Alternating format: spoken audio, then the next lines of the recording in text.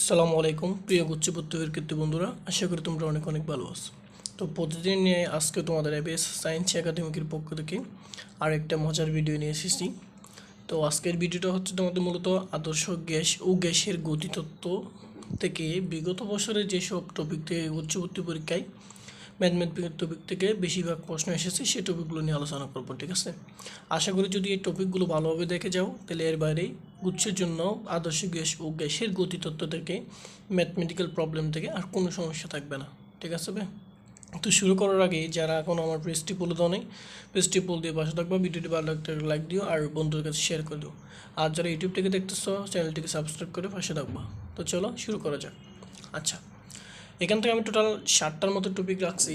এই টপিকগুলো দেখে যাও, আশা করি এখান থেকে আর কোনো সমস্যা থাকবে না। আচ্ছা, তাহলে আদর্শ গ্যাস ও গ্যাসীয় গতির প্রথম টপিকটা রাখতে হচ্ছে আদর্শ চাপে, মানে একদম আদর্শ চাপে 27 ডিগ্রি সেলসিয়াস তাপমাত্রায় অক্সিজেনের আয়তন কত, সেটা আমাকে জিজ্ঞেস করছে, ঠিক আছে। এই টপিকটা কিন্তু 7 স্টার ইম্পর্টেন্ট, এটা আসতে পারে, ঠিক আছে। মানে তোমার আদর্শ চাপে হচ্ছে তোমার কি আদর্শ গ্যাসের আয়তন কত, 22.4 লিটার, তাই না? হ্যাঁ, তো আদর্শ চাপে এবং 27 ডিগ্রি 27 ডিগ্রি সেলসিয়াস তাপমাত্রায় অক্সিজেনের আয়তন কত সেটা আমাকে জিজ্ঞেস করছে। আচ্ছা, আমরা সবাই জানি আদর্শ গ্যাসের ক্ষেত্রে সূত্র হচ্ছে ফি বিকুল টু এনআরটি, তাই না? আদর্শ গ্যাসের ক্ষেত্রে সূত্র কি? ফি বিকুল টু এনআরটি, তাই না? ওকে, তো এখান থেকে আমাকে বের করতে বলছে আয়তন বি বের করতে বলছে, তাই না? আচ্ছা, তাহলে আমাকে আদর্শ চাপ দিয়েছে, আমরা সবাই জানি আদর্শ চাপ 10⁵, ঠিক আছে। ওকে, এবং হচ্ছে তোমার তাপমাত্রা দেওয়া আছে এবং হচ্ছে তোমার অক্সিজেন দেওয়া আছে এবং আমাকে কি আয়তন বের করতে বলছে। আচ্ছা, তাহলে এখান থেকে আমরা কি জাস্ট আয়তন বের করবো। তাহলে আয়তন বের করলে কীরকম হয় সেটা হচ্ছে তোমার কি বি ইকুয়াল টু, তাহলে ফি বি ইকুয়াল টু আমি লিখতে এন ইকুয়াল টু কি আমরা সবাই জানি এন হচ্ছে তোমার ডাব্লিউ এম, অর্থাৎ এন হচ্ছে ওই মানে ওইখানে কত গ্রাম অক্সিজেন আছে সেটাকে আমরা কি তার পারমাণবিক ভর দ্বারা আমরা কি ভাগ করে দিই আমরা কত মোল সেটা পেয়ে যাবো, অর্থাৎ এনটা পেয়ে যাবো, তাই না? এন আর টি। আচ্ছা, তাহলে এখন আমার কি বলছে বির ভ্যালু বের করতে বলছে। আচ্ছা, তাহলে বির যদি বের করে এখান থেকে আমরা কী পাবো, বির যদি আমরা একদম সমীকরণ করে ফেলি তাহলে কি এম, এই যদি খরচ গুণন করি তাহলে এম, তারপর হচ্ছে তোমার কি ফি বি সমান সমান কি ডাব্লিউ আর টি, তাই না? ওকে, তাহলে এখান থেকে আমরা বের করতে হবে বি এর ভ্যালু, তাহলে বি ইকুয়াল টু কি উপরে হবে তোমার ডাব্লিউ আর টি ডিভাইডেড বাই নিচে হবে তোমার কি এম পি, তাই না? নিচে তোমার কি এমপি। আচ্ছা, এদিকে চলে আসি, তাহলে জাস্ট আমরা এবার বি ভ্যালু তাহলে মানগুলো বসাবো, ঠিক আছে। ওকে, ডাব্লিউ দেখো তো তোমাকে, আচ্ছা তাহলে ডাব্লিউ না, ও এখানে একটা ইয়ে বসে, আর এটা হচ্ছে তোমার কি আদর্শ চাপেও 27 ডিগ্রি সেলসিয়াস তাপমাত্রায় 20 গ্রাম অক্সিজেনের, ঠিক আছে, 20 গ্রাম অক্সিজেনের বলছে। তাহলে এখানে ডাব্লিউ মান দেওয়া আছে, তাহলে আমি ডাব্লিউ মান কত পাইছি সেটা হচ্ছে তোমার কি 20, ওকে, 20 গ্রাম ইন্টু আর এর বলতে আমরা সবাই জানি সেটা হচ্ছে কি 8.31, ঠিক আছে, 8.314 আর কি, ইন্টু টির ভ্যালু কত তোমাকে দিচ্ছে কত 27 ডিগ্রি সেলসিয়াস। আচ্ছা, যখন আমরা ম্যাথ করি তখন আদর্শ গ্যাসের গতিতে এমনকি যে কোনো ইয়াতে আমরা ম্যাথ করার সময় আমরা তাপমাত্রাকে কখনো সেলসিয়াস রাখে না, ঠিক আছে। এটাকে আমরা কিসে যে কেলভিনে নিয়ে যাই, আর কেলভিনে কেমনে নিয়ে যাই, তাহলে সেলসিয়াস থেকে কেলভিনে নেওয়া হচ্ছে তোমার কি জাস্ট সেলসিয়াসের সাথে আমি 273 যোগ করে দেবো, তাই না? 273 যোগ করলে আমি কী পাবো, আমার কেলভিনের ভ্যালুটা পেয়ে যাবো। তাহলে 273-এর সাথে যদি আমি 27 যোগ করি তাহলে সেক্ষেত্রে কত, সেটা হবে তোমাকে 300, তাই না? ওকে, তাহলে এখন তাপমাত্রা কত 300 ডিভাইডেড বাই তারপর তোমার কি এম, তার মানে অক্সিজেনের ভর কত আমরা সবাই জানি, ঠিক আছে। অক্সিজেনের ভর কত সেটা হচ্ছে তোমার কি 32 গ্রাম, তাই না? তোমাকে 32 গ্রাম। এবার হচ্ছে তোমার ফি, তাহলে কত 32 গ্রাম, এবং ফি হচ্ছে তোমার কি সাপ, তাহলে সাপ কত হবে, সাপ হচ্ছে তোমার কি আমরা সবাই জানি 10, 10, 13, 25 এরকম দিয়ে মনে রাখি, তাই না? আচ্ছা, একদম যদি দশমিক দিয়ে সেক্ষেত্রে কি লিখতে হবে 1.01325 ইন্টু 10⁵, এইটা তো আমরা লিখি, তাই না? ওকে, এখন দেখো আমি কেলভিনে নিয়ে গেছি, তাহলে আমার কি এই গ্রামে বের না করে আমি কৃষি বের করবো, তোমার হচ্ছে তোমার মিটারে বের করবো। তাহলে 20 গ্রাম আছে, ঠিক আছে, গ্রাম থেকে আমার কৃষি কেজিতে নিয়ে যেতে হবে না, তাহলে 20 যদি আমি কেজিতে নিই তাহলে কী হবে, সেখান থেকে এদিকে একটা 10/3 দিতে হবে, তাই না? 10/3 দিতে হবে। ঠিক সেমভাবে এখানে 32 গ্রাম আছে, 32 গ্রামে দিলে কি আমার কি এই যে আমি যখন গ্রাম থেকে কেজি নিয়ে যাবো তখন 10/3 দেবো, তখন থেকে 10/3 কাটা যায়, সো আমি আগে লিখে নেই, বুঝছো? ওকে, তাহলে এবার আমরা এটা কী করবো, ক্যালকুলেট করলে আমরা জাস্ট ভ্যালুটা পেয়ে যাবো, ঠিক আছে। ওকে, ক্যালকুলেট করলে কীরকম হয় দেখো, তাহলে এখানে আসে কি পাঁচটা হচ্ছে তোমার কি 20, এই 20 ইন্টু 8.31 ইন্টু তারপর হচ্ছে তোমার কি 300, ওকে, ডিভাইডেড বাই হচ্ছে তোমার কত এই যে 32 ইন্টু 1.01325 ইন্টু 10⁵, ঠিক আছে। ওকে, এখান থেকে আমার বেল আসতেছে কত, সেটা হচ্ছে আমার 0.0153, তাই না? ওকে, আমার আসতেছে কত 0.0153 m কিউব, ঠিক আছে, আশা করি বুঝেছো। ওকে, আচ্ছা, এটা কিন্তু অনেক ইম্পর্টেন্ট, এটা চলে আসতে পারে প্রশ্ন। 2 নম্বর টপিক কি বলতেছে, ম্যাথ কিন্তু দেখো কত বড়, ঠিক আছে, মানে দেখলে অনেক বড়, কিন্তু ম্যাথ সলভ করলে ছোট হয়ে যায়, ঠিক আছে, একদম ছোট, তেমন বড় না। আচ্ছা, বলতেছে কি, একটি সিলিন্ডারে রক্ষিত অক্সিজেন গ্যাসের আয়তন 1000 cm3, ঠিক আছে, মানে রক্ষিত মানে জমা, সেরকম একটি সিলিন্ডারে জমাকৃত অক্সিজেন গ্যাসের আয়তন হচ্ছে 1000 cm3 এবং তাপমাত্রা হচ্ছে তোমার 300 কেলভিন। তাহলে কেলভিনে দেওয়া আছে, তাহলে আমার কোনো চেঞ্জ করতে হবে না। এবং সাপোজ অলরেডি তার দেওয়া আছে, সেটা হচ্ছে কত, 2.5 × 10⁵ Nm/2। তাপমাত্রা স্থির রেখে, অর্থাৎ আর তাপমাত্রা যত, শেষ তাপমাত্রা তত স্থির রেখে কিছু অক্সিজেন বের করার পর চাপ কমে 1.3 × 10⁵ Nm/2 হলো। অর্থাৎ বলতেছে একটি সিলিন্ডারে 1000 cm3 আয়তনের তোমার কি অক্সিজেন গ্যাস সংরক্ষিত আছে, ঠিক আছে। ওইখান থেকে আমি তাপমাত্রা হয়েছিল 300 কেলভিন, আমি তাপমাত্রাকে চেঞ্জ না করে, অর্থাৎ তাপমাত্রা স্থির রেখে আমি কি করছি, ওইখান থেকে কিছু অক্সিজেন নিয়ে ফেলছি, ঠিক আছে। কিছু অক্সিজেন নেওয়ার পর তার চাপ 2.5 × 10⁵ Nm/2 থেকে কমে 1.3 × 10⁵ Nm/2 হয়ে গেল। এখন আমাকে বলছে কি পরিমাণ গ্যাস আমি ব্যবহৃত করেছি, ঠিক আছে, অর্থাৎ মানে কি পরিমাণ গ্যাস আমি বের করে ফেলেছি, আমাকে সেটা জিজ্ঞেস করতে বলছে, ঠিক আছে। তো জাস্ট এক্ষেত্রে তোমার মনে রাখবা, সেটা হচ্ছে তোমার কি, মানে ব্যবহৃত অক্সিজেন হচ্ছে তোমার, তাহলে তোমার কি ব্যবহৃত অক্সিজেন হবে, অর্থাৎ ব্যবহৃত অক্সিজেন হবে তুমি মনে রাখবা N ইন্টু হচ্ছে তোমার কি M, ঠিক আছে। অর্থাৎ ওইখানে হচ্ছে N এর পরিমাণ এবং হচ্ছে তোমার কি M পারমাণবিক ভর, এগুলো যদি আমি গুণ করি তাহলে সেক্ষেত্রে আমরা ব্যবহৃত অক্সিজেন পেয়ে যাবো। অর্থাৎ কত মূল্য আমার ব্যবহৃত হচ্ছে সেটাই তো আমার আগে বের করতে হবে, তাই না। ওকে, তাহলে সেখান থেকে 5টা আমার কী করতে হবে, কত মূল্য ব্যবহৃত সেটা আমাকে বের করতে হবে। ওকে, আচ্ছা, তাহলে N = এক্ষেত্রে মনে রাখবা যদি চেঞ্জ করে অক্সিজেন কমানো ফেলা হয়, তাহলে সেক্ষেত্রে তোমার কি চাপের পরিমাণ কমে যায় বা আয়তন পরিবর্তন হয়ে যায়। সেক্ষেত্রে N বের করার সূত্র হচ্ছে তোমার কি P1 - P2 ডিভাইডেড বাই তোমার কি B ডিভাইডেড বাই RT, তাই না। আমরা আদর্শ গ্যাসের সূত্র কি জানি, P = nRT, তাই না। এখান থেকে N = কি হবে, N = হবে তোমার কি Pb/RT, ঠিক আছে। যেহেতু T চেঞ্জ হয় না, তার T সেমই ছিল, তাহলে T1 - T2 দেওয়ার দরকার নেই।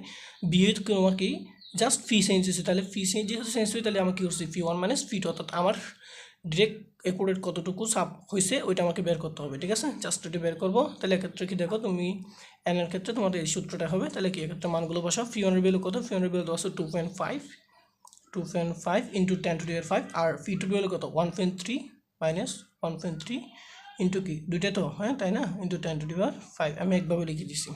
ওকে, ইন্টু বি, আয়তন কত দেওয়া আছে, আয়তন হচ্ছে তোমার 300 কেলভিন, আয়তন যদি স্থির ছিল, ঠিক আছে, সেমই ছিল, তাহলে 300 কেলভিন। আচ্ছা, আর এর ভ্যালু আমরা সবাই জানি 8.31 ইন্টু টির ভ্যালু কত, হবে 10⁵, ঠিক আছে, 8.314 ইন্টু হচ্ছে তোমার কি জাস্ট 300 কেলভিন, তাই না। এই 300 কেলভিন আমি কি বসাই দিচ্ছি। ও এখানে আয়তন হচ্ছে তোমার কি 1000, আয়তনটা হবে তোমার কত 1000, ঠিক আছে। ওকে, তাহলে এখানে আমার আয়তনটা কত বসাতে হবে, আয়তনটা বসাতে হবে তোমার কি 1000, তাই না। ওকে, আয়তনটা আমরা কত বসাবো, 1000 বসাবো। 1000 আয়তনটা হচ্ছে তোমার 300 ছিল তোমার তাপমাত্রা, আয়তন ছিল কত 1000 cm3।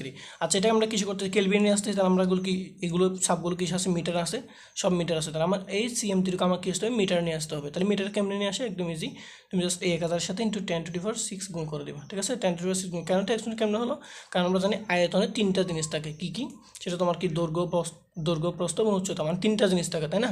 ওকে, তাহলে একটা যদি আমি নিয়ে আসি, মনে করে একটাকে নিয়ে এলে আমার কি হবে, একটা যদি নিয়ে আসি এক্ষেত্রে আমার কি, যদি সেন্টিমিটার যদি আমি মিটার নিয়ে আসি, সেক্ষেত্রে তোমার কি 10⁵2 হবে, তাই না। ওকে, যদি দুইটা নিয়ে আসি তাহলে 10⁵4, আর 3টা নিয়ে আসলে 10⁵6। আশা করি এই 10⁵6 কীভাবে আছে সেটা বুঝেছো, ঠিক আছে, 10⁵6, ঠিক আছে। ওকে, তাহলে এবার জাস্ট আমরা ক্যালকুলেশন করবো, কাজ শেষ। দেখো 2.5 মাইনাস, তারপর হচ্ছে তোমার কি 1.3, ওকে, এটা হচ্ছে তোমার কি ইন্টু 10⁵5 ইন্টু 10⁵5, তারপর হচ্ছে ইন্টু 1000 ইন্টু 10⁻⁻6, ঠিক আছে। তখন এই বলতো 120, এটা আসতেছে। ওকে, যার এটাকে আমরা কী দিয়ে ভাগ করবো, তাহলে উপর আসতেছে কত 120, তাই না, 120, আর নিচে হচ্ছে 8.31 ইন্টু 3000, তাহলে 120কে আমরা জাস্ট 8.31 ইন্টু 300 দিয়ে আমি ভাগ করে দেবো, তাহলে আমার মান আসতেছে কত 0.048। ওকে, তাহলে আমি এন এর ভ্যালু পেয়ে গেছি, এটা হচ্ছে তোমার কি 0.048, আমি এন এর ভ্যালু পেয়ে গেছি। এখন জাস্ট আমরা গুণ করে দেবো, ঠিক আছে। এন এর ভ্যালু বসাবো 0.048 ইন্টু এম এর ভ্যালু কত, অক্সিজেন হবে তোমার কি 32 গ্রাম, তাই না, কিন্তু আমরা গ্রাম করবো না, আমরা করবো কি কেজি দিয়ে নিয়ে আসবো, তাহলে 32 ইন্টু 10⁻³ ঠিক আছে, কারণ জাস্ট 32 এটার সাথে এটা 32 ইন্টু এটা গুণ করে দেবো, তাহলে ইন্টু হচ্ছে 32, তো আমার আসছে 1.5 কি আসতেছে, এইটা গুণ করলে আমার আসতেছে 1.5 ইন্টু 10⁻³ আশা করি বুঝতে, এটা হচ্ছে আমার ব্যবহৃত অক্সিজেন, ঠিক আছে, এত কেজি। ওকে, অর্থাৎ আমি এই পরিমাণ গ্যাস অক্সিজেন আমি ওই সিলিন্ডার থেকে বাইরে বের করে দিচ্ছি, ঠিক আছে, এটা আসার সম্ভাবনা খুবই কম, তারপরে দেখে যেতে পারো, ঠিক আছে। ওকে, এরপর আসো কি বলতেছে, 50 মিটার গভীর হ্রদের তলদেশ থেকে বি আয়তনের একটি বায়ুর বুদবুদ উপরিতলে বাতাসে উঠে এলো, তার আয়তনের কি পরিবর্তন হলো।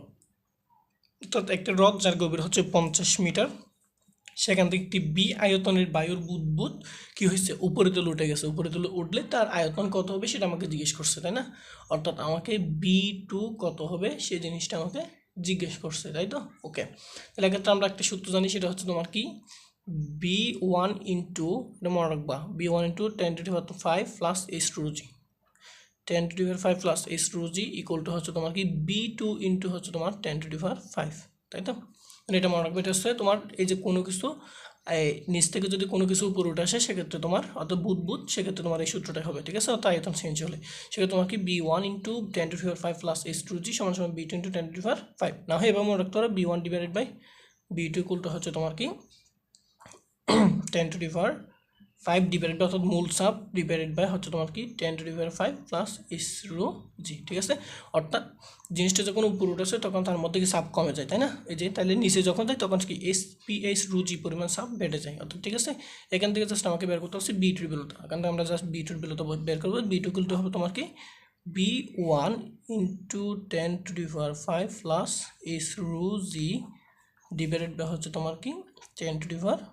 ওকে, জাস্ট আমরা এখানে মানগুলো বসিয়ে দেবো, কাজ শেষ। তাহলে B1 এর মান কত, B1 এর মান হচ্ছে তোমার B1 এর মান হচ্ছে তোমার কি B হচ্ছে তোমার কি 10⁵, তারপর হচ্ছে তোমার কি 10⁵ ইন্টু H উচ্চতা কত 50 মিটার, তাহলে 50 ইন্টু আর হচ্ছে তোমার কি ঘনত্ব কত আমরা সবাই জানি 1000 পানির ঘনত্ব ইন্টু জিবি আমরা সবাই জানি 9 তাই না। ওকে, আর নিচে হচ্ছে তোমার কি 10⁵, ঠিক আছে, এখান থেকে জাস্ট আমরা যদি ক্যালকুলেশন করি সেক্ষেত্রে কতটা দেখি, 10⁵ ইন্টু এটা হচ্ছে প্লাস, তাহলে কি এই যে 50, এই যে 50 ইন্টু 1000 ইন্টু হচ্ছে তোমার 9.8, ঠিক আছে। ওকে, তাহলে প্লাস 10⁵।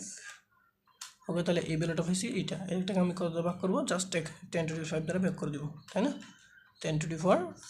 ওকে, তাহলে আমার আসছে কত 5.9, তার মানে আমার এই পুরোটার ভ্যালুটার মান আসতে হচ্ছে তোমার কি 5.9, বাকি আসছে তোমার B, অর্থাৎ যখন উপরে উঠে যাবে তখন তার আয়তন 5.9 B হবে, আশা করি বুঝেছো, অর্থাৎ B2 আয়তন হচ্ছে তোমার কি 5.9, আয়তন বেড়ে 5.9 হবে, ঠিক আছে। এই যে তোমার কি যখন বুদবুদটা উপরে উঠে যায় তখন হচ্ছে মূল চাপের সাথে প্লাস H⁻G পরিমাণ তোমার কি আয়তন বৃদ্ধি পায়, ঠিক আছে। ওকে, আশা করি বুঝতে এটা আসতে পারে। ওকে, এটা 3S দিতে পারো। ওকে, তো এখান থেকে আরেকটা টপিক আসতে পারে তোমার হচ্ছে তোমার কি ওই যে সাব ইকুয়াল টু H⁻G, ঠিক আছে, এটা দিয়ে সরাসরি ম্যাচ চলে আসতে পারে, সাব ইকুয়াল টু H⁻G এটা দিয়ে সরাসরি ম্যাচ চলে আসতে পারে।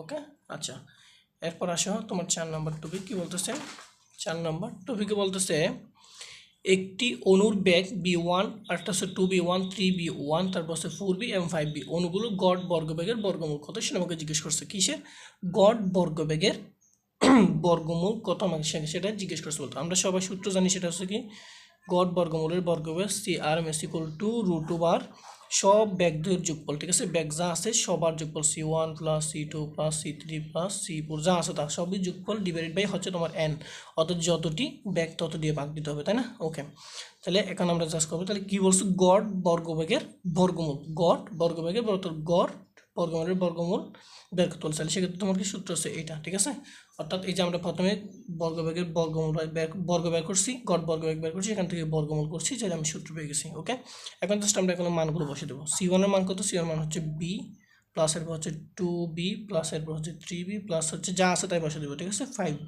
কয়টা আছে এখানে 1টা 2টা 3টা 4টা 5টা, তাহলে আমি n ইকুয়াল টু কত হবে, n ইকুয়াল টু 5 পাবো, তাই না। ওকে, জাস্ট ভাগ করে দিছি, এবার আসো, তাহলে B এখানে 2টা B, তাহলে 3টা B, 3 3 6টা B, 6 6 10টা B, 10 5 উপর হচ্ছে তোমার কি 15B ডিভাইডেড বাই 5, এটা কাটলে কবে 3B, তার মানে আমি অ্যান্সারটা পাচ্ছি কত √3B, তাহলে এটা হচ্ছে আমার গড় বর্গবেগের বর্গমূল, 7 স্টার, এটা আসতে পারো, ঠিক আছে। ওকে, এরপর আসো 5 নম্বর কি বলতেছে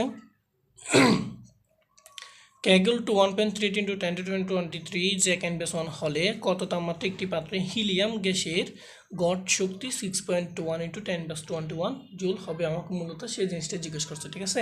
অর্থাৎ আমাকে গড় শক্তি বা গতি শক্তি দেওয়া আছে, আমাকে টোটাল শক্তি সেটা দেওয়া আছে, এবং আমাকে হচ্ছে তোমার কি ধ্রুবক দেওয়া আছে, তারপর তোমার কি হিলিয়াম গ্যাসও দেওয়া আছে। তাহলে আমাকে জিজ্ঞেস করছে ওই পাত্রে কত তাপমাত্রা সেটা জিজ্ঞেস করছে। ওকে, তাহলে সেক্ষেত্রে আমরা শক্তির সূত্র কি জানি?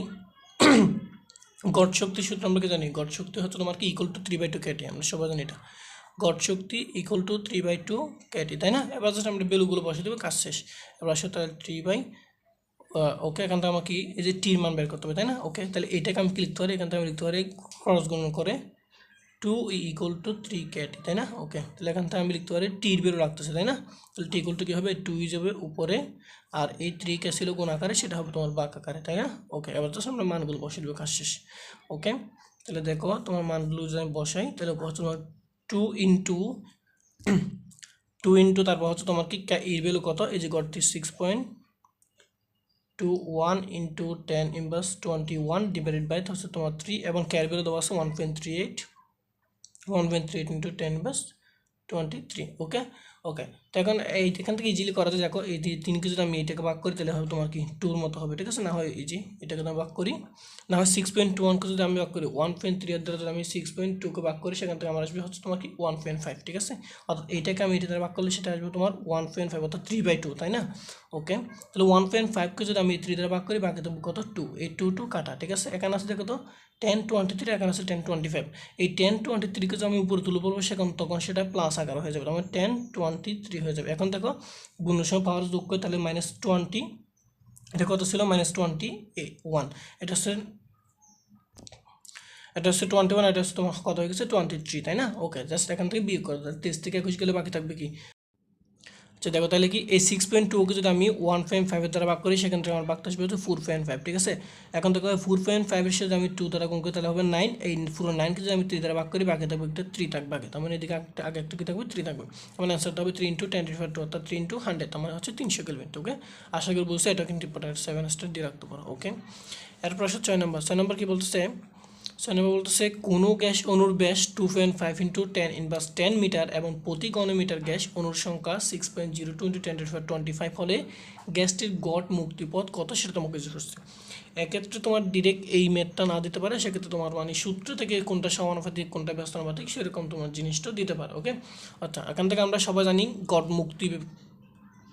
মুক্তিপথের সূত্র কি? গড় মুক্তিপথের সূত্র হচ্ছে lambda equal to 1/5 siemens square, তারপর হচ্ছে তোমার কি ইন্টু এন, ঠিক আছে? ওকে, তাহলে 1/5 সিমেন্স স্কোয়ার ইন্টু হচ্ছে তোমার এন, ঠিক আছে? এটাকে বের করতে বলছে, তাই না? ওকে, তাহলে এবার আমরা মানগুলো বসিয়ে দিব।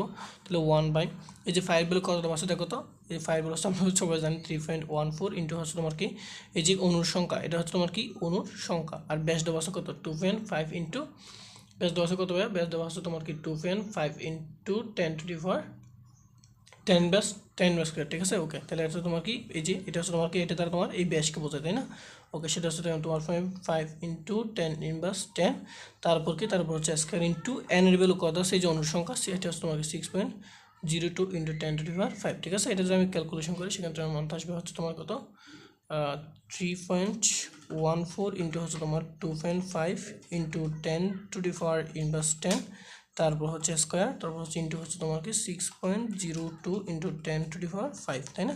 ওকে, আমার বিল আসতে কত? 1.1 ইন্টু 10⁻3, 1.18 ইন্টু 10⁻3, এটা আমার এখানে আনসার আসতেছে, ঠিক আছে? ওকে, তো এটা হচ্ছে তোমার আসতে পারে, না আসতে পারে, কারণ এটা একটু ম্যাথটা একটু জটিল হয়ে যায়, সো এটা না আসার সম্ভাবনা খুব কম। তারপর হচ্ছে তোমার কি এখান থেকে আসতে পারে তোমার হচ্ছে গড় মুক্ত পথের সাথে ব্যাসার্ধের, ঠিক আছে, অণুর ব্যাসের সাথে সম্পর্কিত, সেটা তোমার কি বর্গের ব্যস্তানুপাতিক, তাই না? এবং তোমাকে ইউজ করছে গড় মুক্ত পথের সাথে তোমার অণুর সংখ্যার সম্পর্ক কি, সেটা হচ্ছে তোমার কি ব্যস্তানুপাতিক। ওকে, এখন তোমাকে ইউজ করছে গড়, এই যে গড় মুক্ত পথের সাথে তোমার তাপমাত্রার সম্পর্কে মনে রাখবা, তাপমাত্রা হচ্ছে তোমার সমানুপাতিক, অর্থাৎ গড় মুক্ত পথের সাথে তাপমাত্রা হচ্ছে সমানুপাতিক, গড় মুক্ত পথের সাথে অণুর ব্যাস হচ্ছে বর্গের ব্যস্তানুপাতিক, ঠিক আছে? এবং গড় তাপমাত্রার সাথে তারপর হচ্ছে তোমার কি অণুর সংখ্যা হচ্ছে ব্যস্তানুপাতিক, মানে এইগুলো আসতে পারে, ঠিক আছে? এখান থেকে। ওকে, এবার আসে 7 নম্বর টপিক। 7 নম্বর টপিক বলতেছে কি কোনো একদিনের শিশিরাঙ্ক 20°C এবং আপেক্ষিক আর্দ্রতা 75%, ওই দিনের সম্পৃক্ত বায়ুর সম্পৃক্ত বাষ্পচাপ কত সেটা আমাকে জিজ্ঞেস করছে। কোনো একদিনের শিশিরাঙ্ক তাহলে 20 ডিগ্রি এবং আপেক্ষিক আর্দ্রতা 75% দেওয়া আছে। এখন আমাকে জিজ্ঞেস করছে কি জলীয় বাষ্পের চাপ কত, সেটা আমাকে জিজ্ঞেস করছে।